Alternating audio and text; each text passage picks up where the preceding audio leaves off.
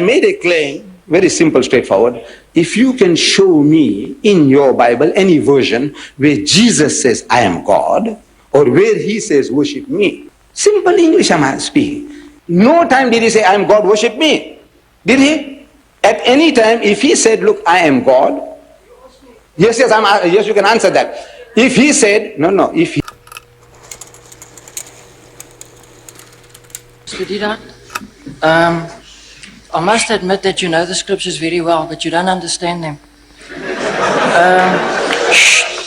Mr. Deedat, I don't proclaim to have to answer your questions, but I would like you to explain two questions. I'd like you to explain two issues, to me. And that is the first one, when Peter walked on the water to Jesus, then he sunk into the water. Jesus stooped down to help him, and then when they both got into the boat, according to the Bible, it says that they worshipped him in categorical English. You, on previous lectures recently, said and explained it away that Thomas exclaimed, "Oh, my Lord and my God," in a way of getting a fright. But in a case like that, I'm sure that Jesus would have rebuked him, knowing the law of the commandments, don't take the name of your God in vain, because that would be clearly taking God's name in vain. Would you kindly just explain it to me?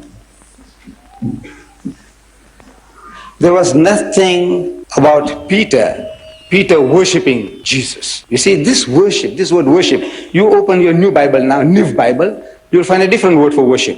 You'll open the RSV, you'll find a different word for worship. You see? Right, but what are the alternative, what are the synonyms used for worship? And everyone is worship. Right. Now to the Jew, if the Jew worshipped Jesus, you see, that means all the disciples were worshipping him. If Peter worshipped him, then all the other disciples likewise must be worshipping him, because Peter was the leader of the disciples. But we find nowhere the disciples ever prostrating before Jesus at any time. The 11 or the 12 worshipping him. Worshipping him means that you are our God. You see, this word worship, you ask the Roman Catholic. Look, they have a good knowledge of the scriptures. They claim an unbroken chain of popes from 1 Peter to today. Now you ask them how many types of worships are there, and they'll tell you there are 3 different types of worship. Right? You say about your sweetheart, your fiancée, I worship her. But when you say you worship her, you mean you love her extremely, beyond measure. But you're not taking her for a goddess. Look, this is an expression we use commonly. It says, you're worshipping the guy. It says, money my God, woman my guide, says the Frenchman. We say you are worshipping money, you're worshipping women. But you don't say money is my God, or you don't say woman is my God. But you use the word worship. Worship is an extreme form of love. He must have been very much humiliated, and in lovingness, he must have embraced the man, which according to your King James version has used the word worship. But now if he was worshipped as God, that would be something. He said, no, look, he is our God. Then he must say so. Then we say, look, they were all worshipping him. But at no time do we hear that they ever worshipped him as a people instead of worshipping God. He's telling you, come worship God, the Father in heaven. He's the only God. He's the real God. No time did he say, I am God, worship me. Did he? At any time, if he said, look, I am God, yes, you can answer that. If he said, if he said, I am God, this is the claim I made, I think. No good. You see, I made a claim, very simple, straightforward. If you can show me in your Bible any version where Jesus says, I am God, or where he says, worship me. Simple English I'm speaking. Where he says, I am God, I said, I'm prepared to accept him as God.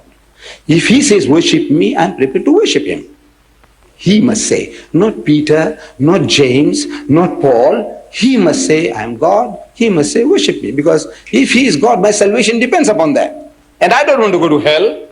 I want to follow him. Now that is just, may I interject you there? That's the very point of issue there.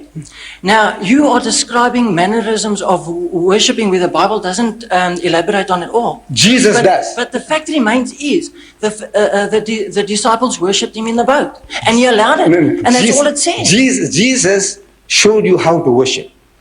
in the Garden of Gethsemane. If you remember, he said he went a little further and fell on his face and prayed to God. Yes, Didn't he? I set you an example. With all due respect, is, you are reading words into the Bible.